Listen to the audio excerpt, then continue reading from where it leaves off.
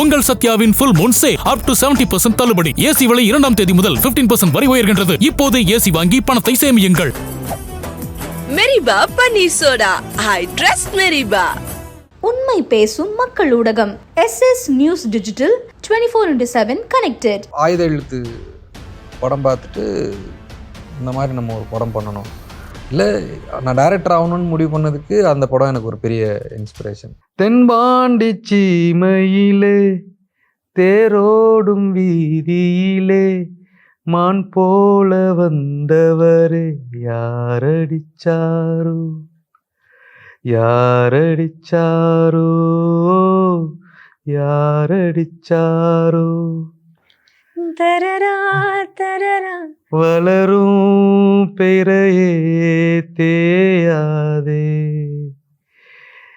இனியும் அழுது தேம்பாதே அழுதா மனசு தாங்காதே அழுதா மனசு தாங்காதே.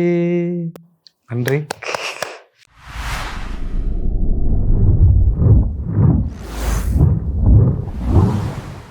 நிறைய சாங் மெமரிஸ் இருக்கும். அண்ட் அந்த மாதிரி பாடல்கள் உங்களை ஒன்று நீ ஒரு 5 பாட்டு சொல்லுங்க. ஐ திங்க் திஸ் செக்மெண்ட் நான் எல்லாருமே கேட்குற ஒரு விஷயம். ஒரு 5 பாட்டு அந்த மேலேயோ சொல்லலாம். நான் எனக்கு ரொம்ப நான் அடிக்கடி ரீகலெக்ட் பண்ணிக்கிற மாதிரி மைண்டுக்குள்ள அதுவாக வந்து போகிற பாட்டுன்னு அதுவாகவே வந்து போகும். அந்த அடியாத்தாடி அது அடியாத அந்த பாட்டு பிடிக்கிற காரணம் அது சவுண்டிங்காக அதுதான் அதுவாக வந்து உக்காந்துக்கிட்டு போகுது. அது நம்ம கூப்பிடவே இல்லை. அதை நான் அந்த பாட்டை கேட்கணும், அதெல்லாம் திடீர்னு என் மைண்டுக்குள்ளார அது தோணும். மேபி அது சின்ன வயசுல நான் கேட்டப்போ அதிகமாக எனக்கு அது ரெசனேட் ஆயிருக்கோ என்னவோ தெரியல.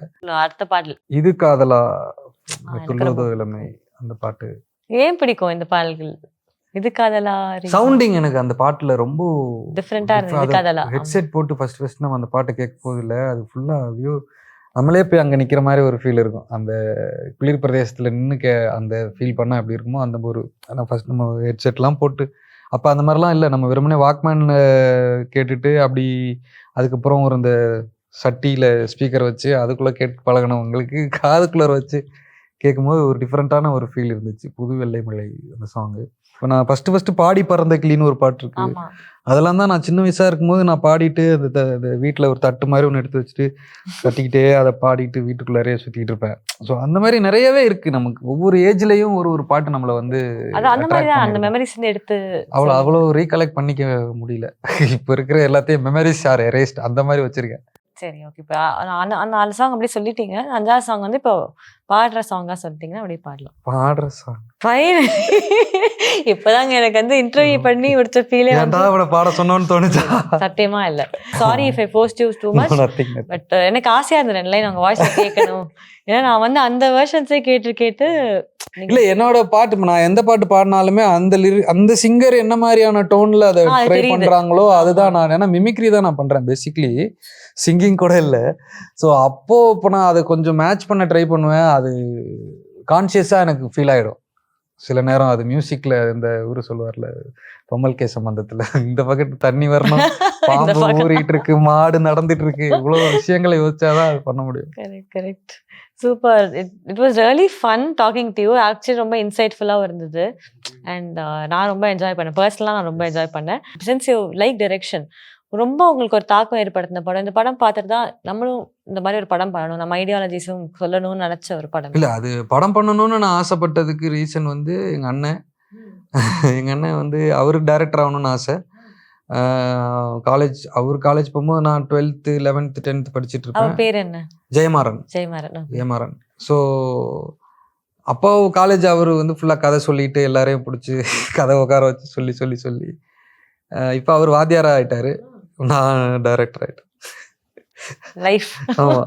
ஸோ படமாக சொல்லணுன்னா எனக்கு நான் செல்ஃபாக ரியலைஸ் பண்ணி ஐடியாலஜிலாம் இப்போ நான் அந்த அளவுக்குலாம் அறிவு கிடையாதுன்னு வச்சுக்கோங்களேன். நமக்கு படம் பிடிக்கும், சினிமா பார்ப்போம், ஜாலியாக இருப்போம். காலேஜ் ஸ்டூடெண்ட்ஸோட மைண்ட் செட்டு தான்.